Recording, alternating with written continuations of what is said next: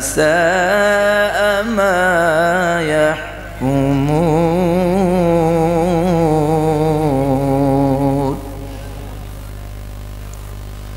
صدق الله المولانا العظيم.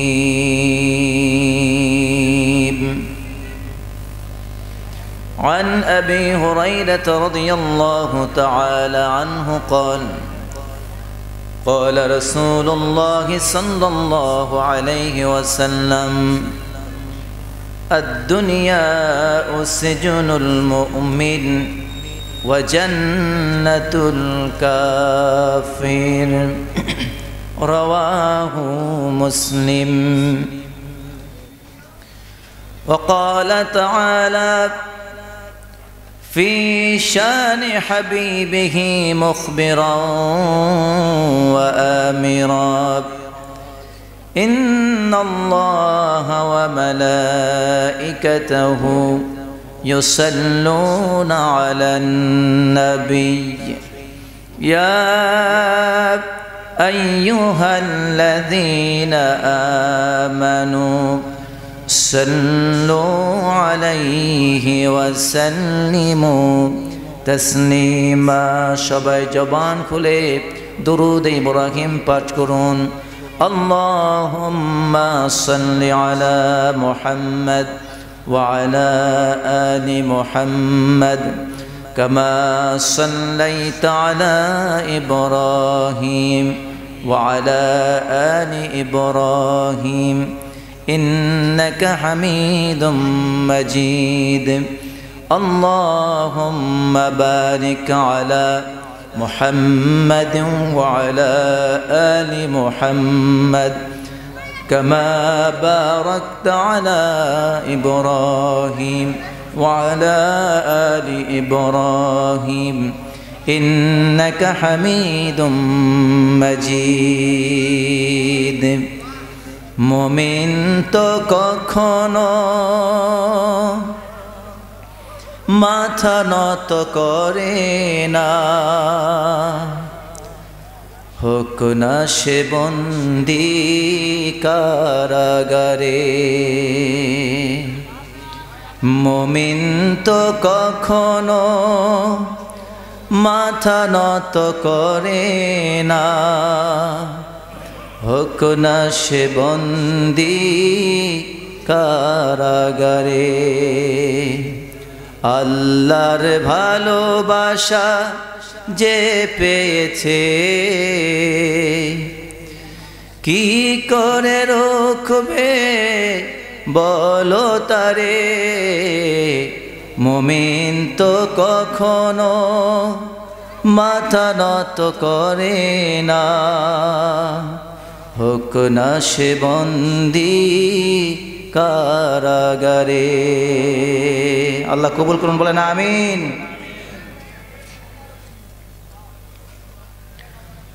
আলহামদুলিল্লাহ। জান্নাতুল মাওয়া চিত্রাপাড়া জামে মসজিদের উদ্যোগে আয়োজিত আজকের এই তৃতীয়তম বিরাট তাফসীরুল কোরআন ওয়াজ মাহফিলের সম্মানিত শ্রদ্ধেয় সভাপতি, অত্র এলাকার সর্বজন শ্রদ্ধেয় ব্যক্তিত্ব আলহাজ মোহাম্মদ কামরুজ্জামান সোহেল, সেক্রেটারি জান্নাতুল মাওয়া চিত্রাপাড়া জামে মসজিদ, আল্লাহ তাআলা তাকে কবুল করুন, বলেন আমিন। আজকের মাহফিলের প্রধান অতিথি জনাব মোস্তাফিজুর রহমান মোস্তাক, আমাদের জয়পুরহাটের কৃতি সন্তান, আমাদের সকলের শ্রদ্ধেয় ব্যক্তিত্ব, মেয়র জয়পুরহাট পৌরসভা। আল্লাহ তাআলার কাছে দোয়া করি রব্বুল আলামিন তাকে যেন কোরআনের আলোয় তার জীবনটাকে রাঙাবার তৌফিক দান করেন, বলেন আমিন। আজকের মাহফিলের আমার পূর্বে আলোচনা পেশ করেছেন আমার শ্রদ্ধেয় ওস্তাদ তুল্য বানিয়াপাড়া মাদ্রাসার সম্মানিত শিক্ষক হযরত মাওলানা মোহাম্মদ জালালউদ্দিন সাহেব, খতিব জান্নাতুল মাওয়া চিত্রাপাড়া জামে মসজিদ, হাজারো আলেমের ওস্তাদ, ওস্তাজুল মুকাররম। আল্লাহ রাব্বুল আলামিন তার সম্মানকে আরো বাড়িয়ে দেন, বলেন আমিন। আজকের মাহফিলের বিশেষ অতিথিবৃন্দ যারা রয়েছেন, আল্লাহ তাআলার কাছে দোয়া করছি রব্বুল আলামিন তাদেরকেও কোরআনের আলোয় আলোকিত করে দুনিয়ার জীবন এবং কবরের জীবনকে মনোয়ার করুন, আমিন বলেন। বিশেষ করে আজকের মাহফিলের যিনি প্রধান আলোচক, আমার পরে যিনি কথা বলবেন, বারবার ভারত সফরকারী বিশিষ্ট ইসলামী চিন্তাবিদ আলেমদ্বীন মাওলানা মুহাম্মদ আলী আকবর নাটোরি সাহেব আতালাল্লাহু উমরা বারাকাল্লাহু ফি হায়াতি, ইসলামী আলোচক বিটিভি ও বিটিভি ওয়ার্ল্ড এবং আর টিভি ঢাকা।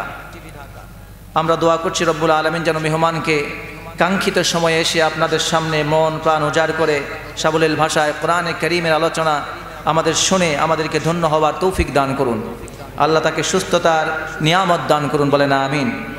এ পর্যায়ে আমি আজকের এই মাহফিলটাতে প্রথমে একটু আমি আপসেট, এই জন্য আমি একটু কষ্ট পেয়ে কথাটা বলছি যে এই মাহফিলটাতে মনে হচ্ছে যেন এলোমেলো একটা পরিবেশ।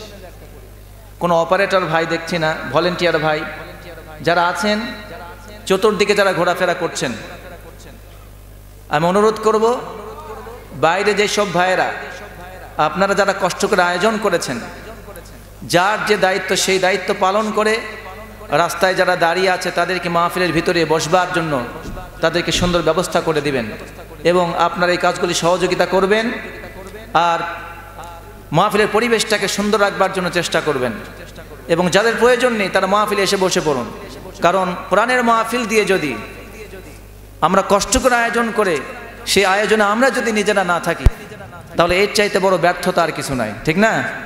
তো এই জন্য দোয়া করছি আল্লাহ তাআলা আমাদের সকল ভাইদেরকে মাহফিলে এসে বসার তৌফিক দান করুন, মাহফিলটাকে সুন্দরভাবে আঞ্জাম দেওয়ার জন্য কোথায় কি ঘাটতি আছে এগুলো একটু আপনারা নজর রাখবেন বলে আমি আপনাদের প্রতি আহ্বান জানাচ্ছি। আচ্ছা, এই মাহফিলে এসেছি বসেছি, আল্লাহ পাক তৌফিক দিয়েছেন, আমরা সেই জন্য মহান মাহবুদের দরবারে শুকরিয়া আদায় করছি বলি আলহামদুলিল্লাহ। কোরআনের মাহফিলে আমরা এসেছি বসেছি, খুশি না বেজার? তো এই জন্য শুকরিয়া আদায় করেন, একটু মন প্রাণ উজাড় করে বলেন আলহামদুলিল্লাহ। দুরুদ ও সালাম পেশ করছি আমাদের প্রিয় নবীর প্রতি, পড়ছে সাল্লাল্লাহু আলাইহি ওয়াসাল্লাম। হয়তো আমার বেশিক্ষণ কথা বলার সুযোগ হবে না, যার কারণে আমি কিছু কথা বলতে চাই না। সরাসরি কোরআনে হলে কিন্তু শীতটা কম লাগে, তাই না? তো একটু সকলেই ডানে বাম থেকে একটু কাছে এসে একটু জমে জমে বসার চেষ্টা করেন। তো একটু আপনাদের সকলের অনুরোধ করছি, সকলে একটু সামনের দিকে এসে, যারা সামনে আছেন তারা সামনে থাকবেন, যেসব ভাইরা পেছনে বসেছি একটু সামনের দিকে এসে জমে জমে বসেন। আমার পেছনের ভাইদেরকে একটু বলছি একটু সামনের দিকে আসেন।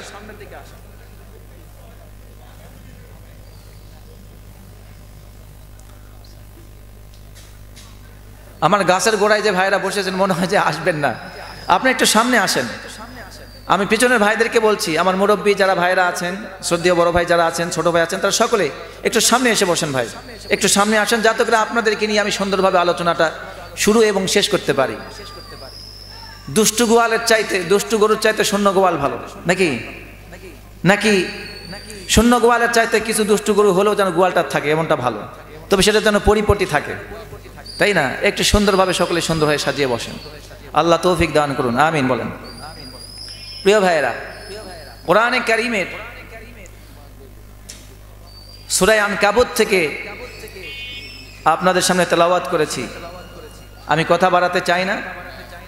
বর্তমানে বিশ্ব প্রেক্ষাপট নিয়ে, আমাদের ইমানের অবস্থা নিয়ে সংক্ষিপ্ত কিছু কথা বলবার চেষ্টা করব, বলেন ইনশাআল্লাহ।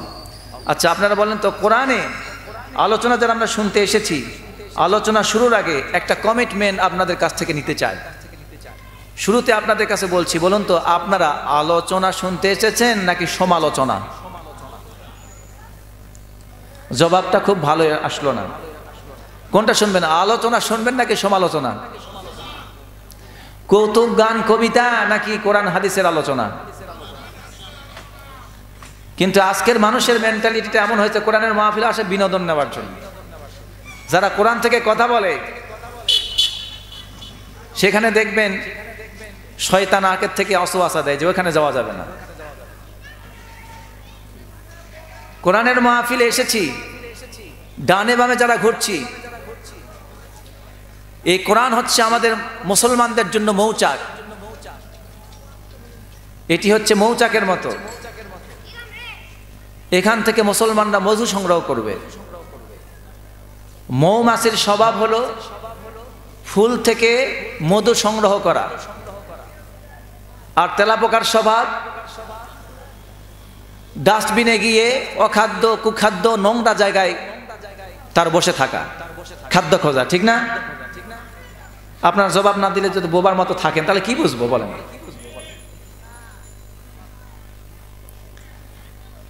তা আমি মনে করি জয়পুরহাট চিত্রাপাড়া, যদিও একসময় চিত্রা হল ছিল, আমার জানা মতে এই এলাকাটা একসময় অশ্লীলতার একটা প্রাণ কেন্দ্র ছিল। আল্লাহ সেখান থেকে আমাদেরকে হেদায়েত নসিব করেছেন, আলহামদুলিল্লাহ বলি। আমি মনে করি মুসলমানরা উন্নত রুচিশীল হবে। উন্নত রুচিশীল এই মুসলমানরা যদি কোরআনের মৌচাক থেকে মধু সংগ্রহ না করে তেলাপোকার ভূমিকা পালন করে যদি ডাস্টবিনে ঘোরাফেরা করে, তাহলে বুঝতে হবে তার কপালে হেদায়েত নেই, সে দুর্ভাগা কপাল পোড়া। এই জন্য মা বাবার সচেতন হন, বড় ভাইরা সচেতন হন, প্রতিবেশী মন্ডল মাতাব্বর যারা আছেন তাদেরকে সচেতন হতে হবে। আমাদের যুব সমাজ কিন্তু এখন একদম ধ্বংসের দ্বার প্রান্তে চলে গেছে, ঠিক না? এই জন্য আল্লাহ তাআলার কাছে দোয়া করি, রব্বুল আলামিন আমাদেরকে উন্নত রুচিশীল হয়ে কোরআনের মাহফিলে এসে মৌচাকে বসে কোরআন থেকে মধু সংগ্রহ করা তৌফিক দান করুন, বলেন আমিন। কথা বাড়াতে চাই না, কারণ যেখানকার যেমন পরিবেশ, মানুষের যেমন হালাত, সেখানে ঠিক তেমনই কথা বলতে হয়। আমি চাইলেও এখানে সব কথা আমি বলতে পারবো না, কারণ এইখানকার পরিবেশটা সেই রকম আমার কাছে পছন্দনীয় হয়নি। এটা আমি কামনা করতাম, এটা আমার কাছে পছন্দ হইতো যদি একটা অমুসলিম সমাজে গিয়ে কথা বলতাম, যেখানে মুসলমান নেই, তাদের সামনে যদি কথা বলতাম তাহলে এখানে 2-4 জন বসতো, অমুসলিমরা সব বাইরে থাকতো। কিন্তু এখনো বর্তমানে এই এলাকায় চিত্রাপাড়ায় মুসলমানের মাহফিল হচ্ছে, এখনো বাড়িতে গিয়ে দেখেন অনেকেই বাড়িতে এখনো টিভি জুড়ে দিয়ে বসে আছে। কি কথা বাড়িয়ে বললাম? চ্যানেলের সামনে বসে আছে অনেকেই। যুবকদের খোঁজ নিয়ে দেখেন, ওরা কোরআনের মাহফিলে, এই মাহফিল হচ্ছে এখানে, অথচ ওরা মোবাইলটা ওপেন করে ইন্টারনেট, ফেসবুক, ইউটিউব এগুলি নিয়ে বসে আছে, চ্যাটিং করছে, অনর্থক আজে বাজে কথা নিয়ে। আবার অনেকেই এসে ভালো জায়গায় এসে কোরআনের মাহফিলে এসে এখান থেকে মধু সংগ্রহ না করে তারা নিজেরাই বেপরদায় নারী এবং পুরুষ দেখবেন অবাধে চলাফেরা করছে। আল্লাহ তাআলার কাছে এদের জন্য হেদায়েত কামনা ছাড়া আর কিছু করার নেই। আল্লাহ হেদায়েত দান করুন, বলেন আমিন। যাই হোক, আমি আপনাদেরকে অনুরোধ করলাম, যারা এখনো চতুর্পাশে ঘোরাফেরা করছি, আল্লাহ আমাদেরকে কোরআনের মাহফিলে এসে বসার তৌফিক দান করুন। একটু আওয়াজ দিয়ে বলেন আমিন। আচ্ছা, আমরা কোরআনের আয়াত থেকে আলোচনা শুরু করতে চাই। একটু সবাই একটু সুন্দর করে একটা তাকবীর দিবেন, এটা পারবেন তো ইনশাআল্লাহ? একটা হাত উঁচু করেন, একটু তাকবীর দেন, লিল্লাহি তাকবীর। আর একটু সুন্দর করে দিতে হবে, লিল্লাহি তাকবীর। আর একটু জোরে দেওয়া যাবে না? লিল্লাহি তাকবীর। হাত নামান। আলহামদুলিল্লাহ। যে আয়াতে কারিমা তেলাওয়াত করেছি, কোরআনে কারিমের 29 নম্বর সূরা, সূরাটির নাম আনকাবুত। আয়াত আছে 69, রুকু আছে 7টি। সেখান থেকে আমি আপনাদের সামনে ছোট্ট ছোট্ট কয়েকটি আয়াতে কারিমা তেলাওয়াত করেছি। এখান থেকে আমি এই আয়াতের প্রেক্ষাপট, শিক্ষা, এর উপরে কিছু আলোচনা করব, বলেন ইনশাআল্লাহ। আসুন প্রথমেই এই সূরাটি সম্পর্কে জেনে নেই। সূরাটি হচ্ছে, সূরার নাম আনকাবুত। আনকাবুত অর্থ মাকড়সা। আনকাবুত অর্থ কি? আনকাবুত অর্থ হলো মাকড়সা। এই মাকড়সার নামে আল্লাহ তাআলা এই সূরাটি নাজিল করেছেন। কোরআনে কারিমে এরকম মাকড়সা, পিপিলিকা, মৌমাছি, হাতি, গাভী, এরকম বিভিন্ন প্রাণীর নামে কোরআনে সূরা আছে। অনুরূপভাবে মুমিনের নামে, মুনাফিকের নামে, কাফেরের নামে আবার আল্লাহ তাআলা কোরআনে সূরা দিয়েছেন। তারই ভিতর থেকে রব্বুল আলামিন একটি সূরা নাজিল করেছেন মাকড়সার নামে। এই সূরা থেকে আমরা আলোচনা শুনবো আজকে, মাকড়সা। সূরাটির নাম কি? আর আরবি বলেন, আরবি আনকাবুত। এই সূরাটির শিক্ষা আমি পরে কথা বলবো। সূরাটি যেই প্রেক্ষাপটে নাজিল হয়েছে সেই প্রেক্ষাপটের কথাটা আমাদের আগে জানা দরকার। কারণ কোরআনের ব্যাখ্যা বোঝার আগে যে আয়াতের শানে নজুল আছে, যে আয়াতের প্রেক্ষাপট আছে, সেই আয়াতের যদি প্রেক্ষাপটটা আগে জানা যায় তাহলে সেখান থেকে শিক্ষাটা বের করা সহজ হয় এবং শিক্ষাটা নেওয়া সহজ হয়ে যায়। ঘটনাটা কেন ঘটলো, কোন ঘটনার প্রেক্ষিতে আয়াতে কারিমাটা নাজিল হলো, এইটি যদি জানা যায় তাহলে এখান থেকে শিক্ষাটা বের করা এবং শিক্ষাটা গ্রহণ করা আমাদের সকলের জন্য সুবিধা হবে। তো এই আয়াতের প্রেক্ষাপটটা কি? এই সূরার মূল যে আলোচ্য বিষয় সেটি হচ্ছে ঈমানের পরীক্ষা। বলেন তো কি? ঈমানের পরীক্ষা। এই আয়াতে কারিমা নাজিল হওয়ার আগে যেই ঘটনাকে কেন্দ্র করে আয়াতে কারিমা নাজিল হয়েছে, এই সূরাটির পূর্বে একটি সূরা আছে, তার নাম সূরা কসাস, কিচ্ছা, ঘটনা, কাহিনী। এই সূরার শেষের দিকে একটা আয়াত আছে, ইন্নাল্লাযী ফারাদা আলাইকাল কুরআন লারাদ্দুকা ইলা মাআদ। আল্লাহ তাআলা বলেছেন, হে রাসূল, তোমার উপরে কোরআন আমি ফরজ করে দিয়েছি, অপরিহার্য করে দিয়েছি। লারাদ্দুকা ইলা মাআদ, আপনি কোরআন তো মেনে চলবেন, কোরআনের দাওয়াত দেবেন, এবং আপনি যে জন্মভূমি থেকে বিতাড়িত হচ্ছেন, জন্মভূমি ছিল নবীর কোথায়? কথা বলতে হবে তো। আমি কিছু প্রশ্ন করব কমন, এগুলো জবাব আপনাদের জানা আছে, খালি আমার সাথে একটু শেয়ার করবেন। নবীজির জন্মভূমি কোথায়? মক্কায়। আল্লাহ বললেন লারাদ্দুকা ইলা মাআদ, আপনি যে জন্মভূমিতে জন্মগ্রহণ করেছেন এই জন্মভূমি থেকে আপনি এখন বিতাড়িত, সেই জন্মভূমিতে আবার আপনি ফিরে আসবেন। এখানে ইসলামের নেতৃত্ব প্রতিষ্ঠা হবে, ইসলামের রাষ্ট্র ব্যবস্থা কায়েম হবে, খেলাফত কায়েম হবে, ইসলামের শাসন ব্যবস্থা কায়েম হবে এবং ইসলামের নেতৃত্ব চলবে। সেই ইসলামের নেতৃত্ব প্রতিষ্ঠার জন্য, জন্মভূমিকে আবার স্বাধীনভাবে ফিরে পাওয়ার জন্য, সেই জন্মভূমিতে ইসলামী খেলাফত কায়েমের জন্য, সেই জন্মভূমিতে ফিরে গিয়ে আবার নেতৃত্ব দেওয়াটা এত সহজ বিষয় না।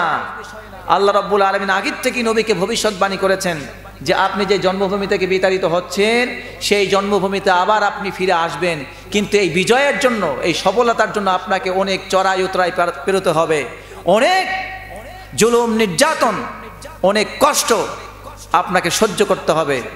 সকল চড়াই উতরাই পেরিয়ে সকল পরীক্ষায় উত্তীর্ণ হওয়ার পর আপনি এই বিজয় এবং সফলতার মুখ দেখতে পাবেন। বলেন সুবহানাল্লাহ।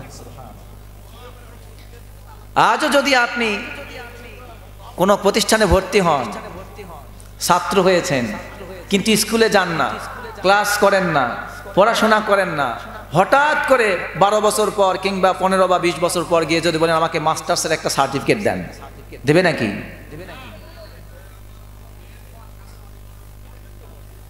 দুনিয়ায় আপনাকে সার্টিফিকেট দেবে না কেউ। হয়তো বা বাংলাদেশের যে অবস্থা, হয়তো টাকা পয়সা দিয়ে নকল করে আপনি ঘুষ টুস দিয়ে নিতে পারেন, কিন্তু আসলে কি নেওয়া সম্ভব বাস্তবে? তার মানে আপনি যদি নকল কিংবা ঘুষ, কোনো দুর্নীতির আশ্রয় না নেন, তাহলে অন্তত আপনি সঠিক পন্থায় কখনো সার্টিফিকেট পাওয়া সম্ভব নয়, অসম্ভব। আপনি একটা চাকরি করতে যাবেন, আপনাকে লক্ষ্য প্রতিযোগিতার মাঝে প্রতিযোগিতা দিয়ে প্রিলি, রিটেন, ভাইবা, তারপর আপনার 14 গোষ্ঠী খোঁজ খবর নেওয়া হবে, প্রয়োজনে কোন দল কি করেন তাও খোঁজ খবর নেওয়া হবে। তারপর আপনার একটা চাকরি কপালে জুটলেও জুটতে পারে। বেতন কত পাবেন? হয়তো বা 20,000 টাকা বা 30,000 টাকা বা আরো কিছু বেশি পান, কিংবা 1 লক্ষ টাকা। এই সামান্য 20,000, 30,000 কিংবা 1 লক্ষ টাকার জন্য অনেক পরীক্ষায় উত্তীর্ণ হয়ে আপনাকে সে চাকরি জয়েন করতে হবে। এরপরে আপনি সেই চাকরি পাবেন, বেতন পাবেন। কিন্তু এই দুনিয়াতে আল্লাহর জমিনে আল্লাহর দ্বীন কায়েম করার জন্য, আল্লাহর এই জমিনে খেলাফত ব্যবস্থা কায়েম করার জন্য এবং জান্নাতকে পাওয়ার জন্য যদি আপনার সামান্য 1 লক্ষ টাকার বেতনের জন্য এত কষ্ট করতে হয়, দীর্ঘ 30 বছর মিনিমাম কষ্ট করে যদি একটা ছোট্ট চাকরির জন্য এত কষ্ট করতে হয়, তাহলে আল্লাহর সেই বিশাল জান্নাত, যেই জান্নাত 10 দুনিয়ার চাইতেও বেশি বড় হবে, যেই জান্নাতের একটা ইটের মূল্য দুনিয়াকে 10 বার বিক্রি করলেও হবে না, সেই জান্নাতটা আল্লাহ দিবেন, তাকে পরীক্ষা ছাড়াই দেবেন নাকি? আল্লাহর জমিনে আল্লাহর দ্বীনকে কায়েম করতে গেলে, আল্লাহর খেলাফত ব্যবস্থাকে কায়েম করতে গেলে সেখানে আপনাকে আমাকে চড়াই উতরাই পেরিয়ে যেতে হবে।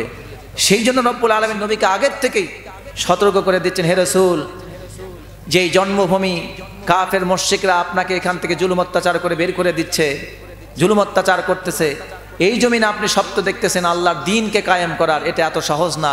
এটার জন্য আপনাকে অনেক চড়াই উতরাই পরীক্ষা দিয়ে তারপর এখানে কায়েম করতে হবে।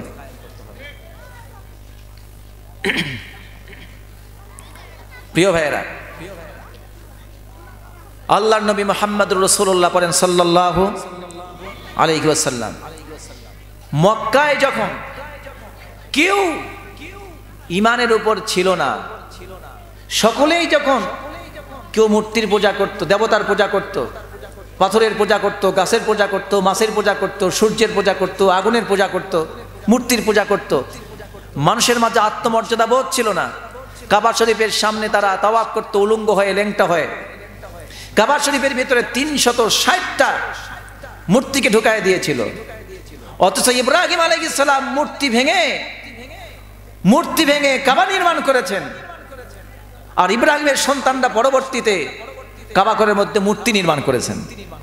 নাউযুবিল্লাহি মিন যালিক।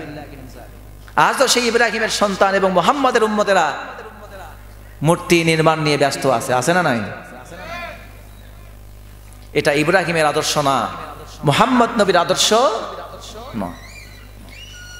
আল্লাহ নবী মক্কায় দাওয়াতে যখন নামলেন, কালেমার দাওয়াত, আল্লাহ নবী নবুয়ত পেয়েছিলেন কত বছর বয়সে? জবাব দেন তো। তখন একজন মাত্র ব্যক্তি, সকলেই শিরিকের পক্ষে আর তাওহীদের পক্ষে একজন। তাওহীদের পক্ষে কতজন? কথাগুলো মনোযোগ দিয়ে শুনবেন। তাওহীদের পক্ষে শুধুমাত্র একজন, তার নাম মুহাম্মদুর রাসূলুল্লাহ সাল্লাল্লাহু আলাইহি ওয়াসাল্লাম। কেউ নবীজির পক্ষে নয়, তিনি একা মাত্র কেবল নবুয়ত পেয়ে একা সাপা পাওয়ারে গিয়ে ডাক দিয়ে বললেন, ইয়া আইয়ুহান নাস কুলু লা ইলাহা ইল্লাল্লাহ তুফলিহুন। হে মানুষ, তোমরা পড়ে নাও, গ্রহণ করো, লা ইলাহা ইল্লাল্লাহ, আল্লাহ ছাড়া কোনো ইলাহ নেই। যদি এই কালেমা গ্রহণ করতে পারো, এই কালেমার বিপ্লবী বাণী তুমি যদি বুঝতে পারো, উপলব্ধি করতে পারো, তাহলে জেনে রাখো গোটা বিশ্বের নেতৃত্ব, বিজয়, সফলতা, দুনিয়া এবং আখিরাতের মুক্তি তোমাদের পায়ের তলায় চুম্বন করবে। চিৎকার দিয়ে বলেন সুবহানাল্লাহ। আজকে মুসলমানরা নেতৃত্ব খুঁজে বেড়ায়, কিন্তু রাসূলের আদর্শ ছেড়ে দিয়ে নেতৃত্ব পাবে নাকি? কথাগুলি বুঝেন। যখন গোটা আরব বিশ্ব শিরিকের পক্ষে, পরিবেশটা সম্পূর্ণ আলাদা, রাষ্ট্রশক্তি, গোত্রভিত্তিক রাজনৈতিক নেতৃবৃন্দ সবাই শিরিকের পক্ষে, মূর্তির পক্ষে, শিরিকের পক্ষে, কুফরির পক্ষে। কালেমার পক্ষে কতজন? কথা বলতে হবে। কালেমার পক্ষে কতজন? কালেমার পক্ষে শুধুমাত্র একজন, তার নাম মুহাম্মদ সাল্লাল্লাহু আলাইহি ওয়াসাল্লাম। নবীজি দাওয়াত দিলেন, ঘোষণা করলেন, দূর দূরান্ত থেকে যে পারলো প্রতিনিধি পাঠালো, আর যারা পারলো নিজেরাই আসলো। সেই সমাবেশের মধ্যে আবু লাহাব অংশগ্রহণ করলো। নবীজি যখন ঘোষণা করলেন, ইয়া আইয়ুহান নাস কুলু লা ইলাহা ইল্লাল্লাহ তুফলিহুন, সঙ্গে সঙ্গে আবু লাহাব নবীজিকে ডাক দিয়ে বলল, তাব্বা লাকা হাদা ইয়া মুহাম্মদ আলিহাদা জামাতানা। হে মুহাম্মদ, এই জন্য কি তুমি আমাদেরকে ডেকেছ? এই কালেমার দাওয়াত দেওয়ার জন্য? আমাদের বাপ দাদার ধর্মে চুনকালি দিয়ে 360টা দেব দেবতার মাথায় বাড়ি দিয়ে তাদেরকে বাদ দিয়ে এক আল্লাহর তুমি দাওয়াত দিচ্ছ, এই জন্যই কি তুমি আমাদেরকে ডেকেছ নাকি? এই কথা বলে আল্লাহর নবীর উপরে অভিশাপ করে বললেন, ধ্বংস হও তুমি মুহাম্মদ। একটু কথা বলা যাবে না বাবা, এখন কোনো কথা না, এখন কথা বলেন, মুরব্বি কথা বলেন না, এখন কোরআনের কথা, এখন কথা বলেন না। আমার এই নোট হারায় যাবে মাথা থেকে। আল্লাহর নবী তাকে ডাক দিয়ে বলল, আবু লাহাব আপন চাচা ছিল নবীজির। আবু জেহেল কিন্তু নবীজির আপন চাচা নয়। আবু জেহেল ছিলেন নবীজির প্রতিবেশী চাচা, আর আবু লাহাব ছিল নবীজির আপন চাচা, রক্তের চাচা। আবু লাহাব নবীকে ডাক দিয়ে বলল, ধ্বংস হও মুহাম্মদ। এই কথা বলে একটা পাথর নিয়ে নবীজির মাথা বরাবর নিক্ষেপ করলো। নবীজির মাথায় আঘাত লেগে নবীজির মাথা ফেটে রক্ত ফিনকি দিয়ে বেরিয়ে গেল। আল্লাহর নবী মনে বড় কষ্ট পেলেন। আল্লাহর কাছে মনের আর্জি পেশ করলেন, বললেন, আল্লাহ, আমি তোমার কালেমার দাওয়াত দিলাম। এই সমাজের একটা নিয়ম হলো, সন্তান যদি ভুল করে, সন্তান যদি কোথাও অপরাধী হয়, নির্যাতিত হয়, প্রতিবেশীরা কিংবা দূরবর্তীরা তার বিচার করে, তাকে কষ্ট দেয়, জুলুম করে। কিন্তু আপন রক্তের আত্মীয় স্বজনরা অপরাধ থাকলেও পরে তাকে বাঁচাবার জন্য চেষ্টা করে, তাকে ঢেকে রাখার চেষ্টা করে। কিন্তু বড় আফসোস, আমার নিজের চাচা, আপন চাচা আবু লাহাব, তোমার কালেমার দাওয়াত দিলাম, আয় আল্লাহ আমাকে পাথর মারলো, আমি তাতে কোনো আমার আফসোস নাই, আমার কোনো দুঃখ নাই, এতে আমি কোনো পরোয়া করি না। কিন্তু আল্লাহ তোমার কালেমাকে অস্বীকার করে তোমার কালেমাকে বিদ্রূপ করলে এই জন্য আমি বড় কষ্ট পেয়েছি। রব্বুল আলামিন তার প্রিয় নবীকে সবচাইতে বেশি ভালোবাসেন। আল্লাহ রব্বুল আলামিন নবীজিকে অপমান করা বরদাস্ত করলেন না। সঙ্গে সঙ্গে রব্বুল আলামিন সূরা লাহাব নাজিল করে জবাব দিয়ে বললেন, তাব্বাত ইয়াদা আবি লাহাবিন ওয়া তাব্বা মা আগনা আনহু মালুহু ওয়া মা কাসাব সায়াসলা নারান যাতা লাহাবিন ওয়া ইমরাআতুহু হাম্মালাতাল হাতাব ফি জিদিহা হাবলুম মিন মাসাদ। আল্লাহর প্রিয় হাবিব আপনি কাঁটাবিহীন একটি গোলাপ। আল্লাহর প্রিয় হাবিব আপনি কাঁটাবিহীন একটি গোলাপ। আপনাকে কেউ কষ্ট দিলে, আপনাকে কেউ কষ্ট দিলে স্বয়ং আল্লাহ দেয় জবাব। আল্লাহর প্রিয় হাবিব আপনি কাঁটাবিহীন একটি গোলাপ।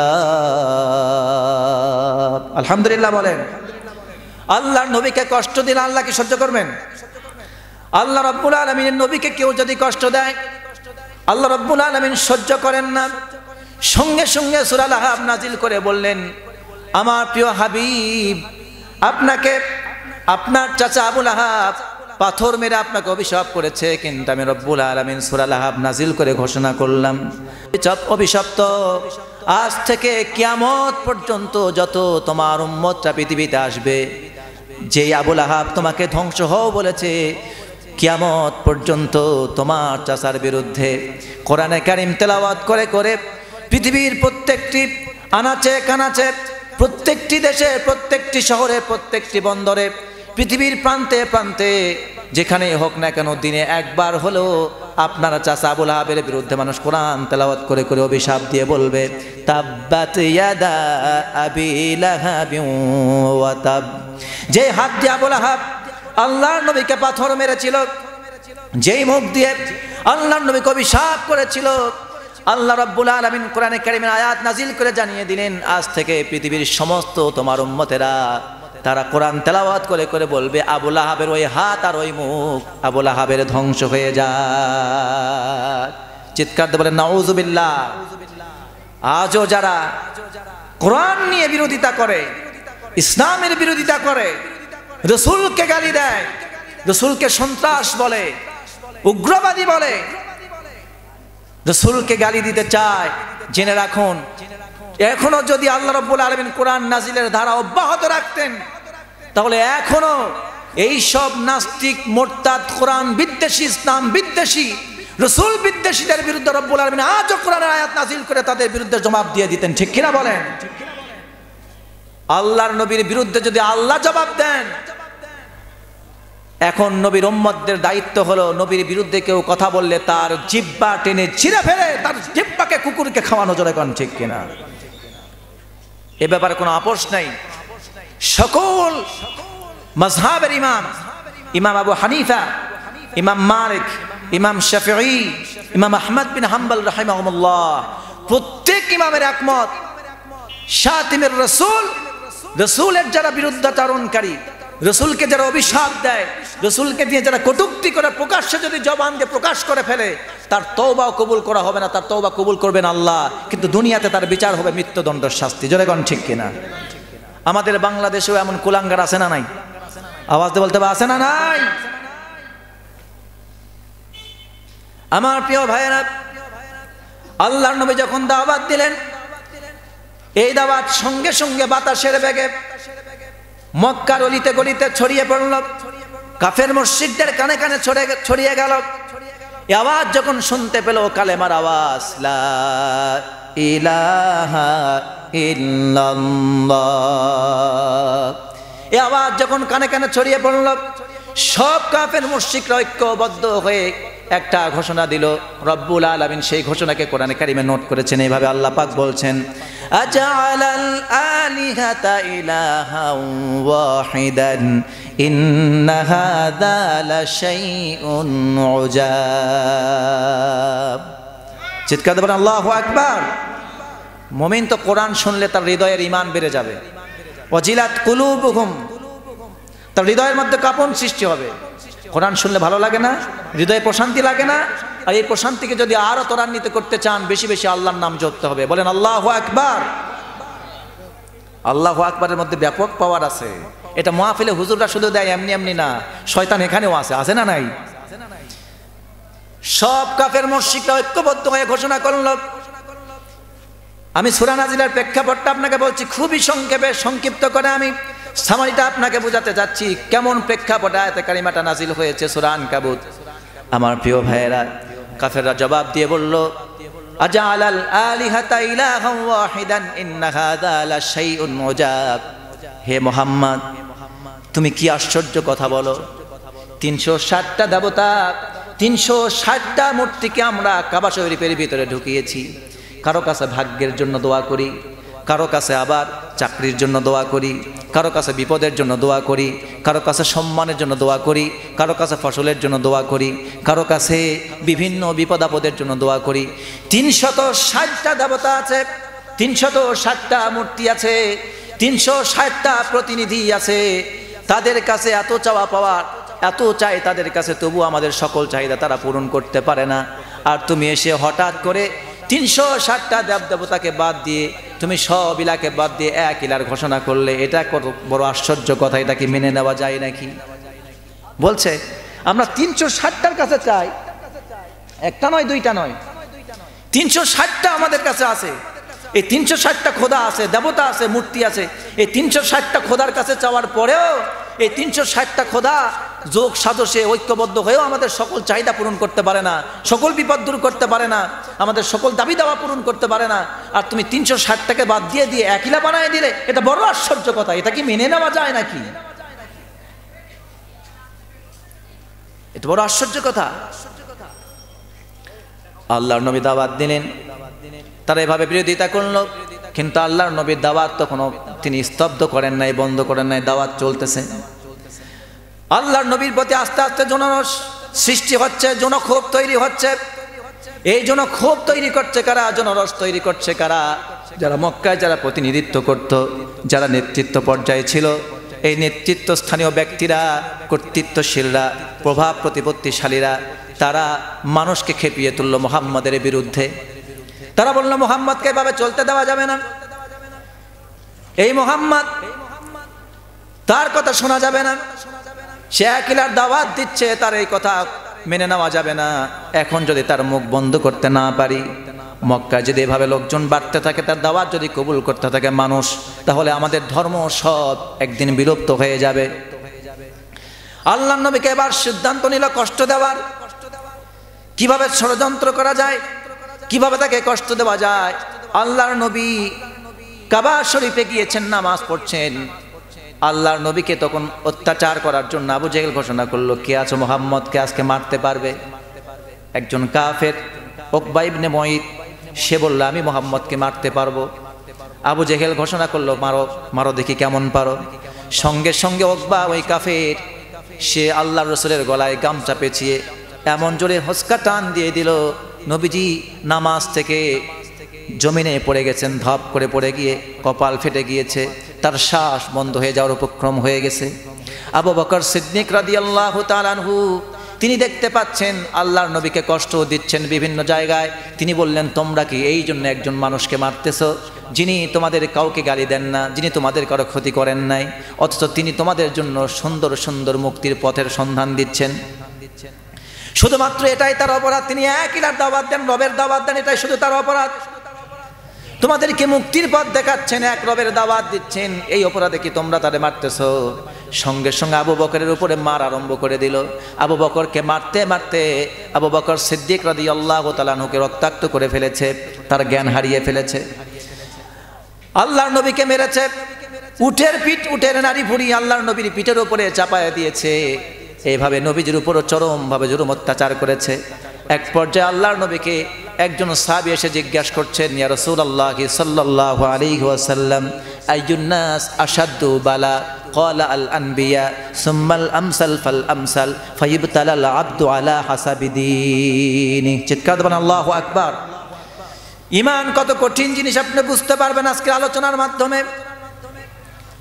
আমার প্রিয় ভাইয়েরা, নবীজিকে জিজ্ঞেস করলেন, আমার প্রিয় নবী আপনি বলুন তো দুনিয়াতে সবচাইতে বেশি কঠিন পরীক্ষার সম্মুখীন হয়েছেন কারা? কোন মানুষগুলি সবচাইতে বেশি কঠিন পরীক্ষার সম্মুখীন হয়েছেন? নবীজি জবাবে বললেন, আইয়ুন নাস আশাদ্দু বালা? ক্বালা আল আম্বিয়া। তিনি বললেন, এই দুনিয়াতে যত মানুষ জুলুম নির্যাতনের শিকার হয়েছেন, তার প্রথম জুলুম নির্যাতনের সবচেয়ে কঠিন থেকে কঠিনতর পরীক্ষার সম্মুখীন হয়েছেন পৃথিবীতে আল্লাহ পাক যত নবী রাসূল পাঠিয়েছেন, সেই সব নবী রাসূলগণ। তারপরে হলো তারা যাদের আদর্শ নবী রাসূলের সাথে মিল ছিল তারা, তারপরে তার পরবর্তীদের সাথে যার আচরণ মিল ছিল, যাদের দিন ধর্ম ইসলাম দাওয়াত যাদের মিল ছিল বেশি, তারা বেশি সবচাইতে কঠিন পরীক্ষার সম্মুখীন হয়েছেন। ফায়ুবতালাল আবদু আলা হাসাবি দীনিহি। নবীজি সুন্দর করে সংক্ষিপ্ত ব্যাখ্যার মাধ্যমে বুঝিয়ে দিলেন, অর্থাৎ যেই ব্যক্তি দিনের উপরে যত বেশি অটট থাকবে, দিনের উপরে যার ঈমান যত বেশি, আল্লাহর উপরে যার ঈমান যত বেশি, যে ব্যক্তি দিন যত কঠিনভাবে মেনে চলে, যত শক্তভাবে মেনে চলে, দিনকে যে ব্যক্তি আষ্টপৃষ্টভাবে তার জীবনের সাথে জড়িয়ে নিয়েছে, তার পরীক্ষা জীবনে তত বেশি কঠিন হবে। আজকে আপনি তাকিয়ে দেখুন, গোটা বিশ্বের মাঝে কঠিন পরীক্ষার সম্মুখীন তারা, ইসলামকে যারা শক্তভাবে আঁকড়ে ধরেছে। ইসলাম শুধুমাত্র পরিবারে, ইসলাম শুধুমাত্র 3.5 হাত বডির মধ্যে নয়। আজকে এই পৃথিবীতে যারা ইসলামকে 3.5 হাত বডির মধ্যে যেমন চায়, এই ইসলামকে যেমন পরিবারে চায়, ব্যক্তি জীবনে চায়, পরিবারে চায়, সমাজে চায়, রাষ্ট্রে চায়, গোটা বিশ্বব্যাপী চায়, আজকে পৃথিবীতে খোঁজ নিয়ে দেখেন আজকে তারা সবচেয়ে বেশি কঠিন পরীক্ষার সম্মুখীন। জোরে কোন ঠিক কিনা? অনেকেই বলে, হুজুর এই সময় কঠিন কথা বলা যাবে না। তো আল্লাহর নবী যখন মক্কায় দাওয়াত দিচ্ছিলেন, তখন বলুন তো আল্লাহর নবীর পক্ষে কতজন ছিল? কথা বলতে হবে, কতজন ছিল? আপনারা কথা যদি না বোঝেন তাহলে কেমনে বলি? একটু সুন্দর করে জবাব দেন, কতজন ছিলেন? একজনও না। নবীজি একাই দাঁড়িয়েছেন তাওহীদের পক্ষে, আর সমস্ত মক্কার কাফের মুশরিকরা আল্লাহর নবীকে প্রতিহত করার জন্য ষড়যন্ত্র পেতেছে, তাকে বয়কট দিয়েছে, সামাজিকভাবে বয়কট করেছে। শিবে আবি তালেব নামক কারাগারে 3.5 বছর বন্দী করেছে। এরপরে যখন পারে নাই, আল্লাহর নবীকে হত্যা করার জন্য ঘর ঘেরাও করে প্রকাশ্য দিবালোকে তাকে হত্যা করার জন্য সৈন্য ভাড়া করে তাকে হত্যা করার ষড়যন্ত্র করেছে। যখন ঠিক কিনা? তখনও পরিবেশ খারাপ ছিল, এখনকার চাইতে ভালো না আরো বেশি খারাপ? তখন তো কোনো মুসলমান ছিল না তেমন। সেই সময় যদি আল্লাহর নবী মৃত্যুকে হাতের মুঠোয় নিয়ে, সাহাবায়ে কেরাম যদি মৃত্যুকে হাতের মুঠোয় নিয়ে কালেমার কথা বলতে পারেন, সৎ সাহস করতে পারেন, আজকেও আপনাকে আমাকে, আমার সন্তানের জন্য, আমার স্ত্রীর জন্য, আমার সন্তানের জন্য, আমার স্ত্রীর জন্য, আমার পরিবারের জন্য, আমার দেশের জন্য, আমার জাতির জন্য, গোটা বিশ্ব মুসলিম উম্মার জন্য, বিশেষ করে বাংলার মুসলমানদের জন্য আপনাকে ইসলামের জন্য কাজ করে যেতে হবে। জোরে বলেন ঠিক কিনা? বলেন তো আপনারা ঈমান পেয়েছেন নাকি ঈমান এনেছেন?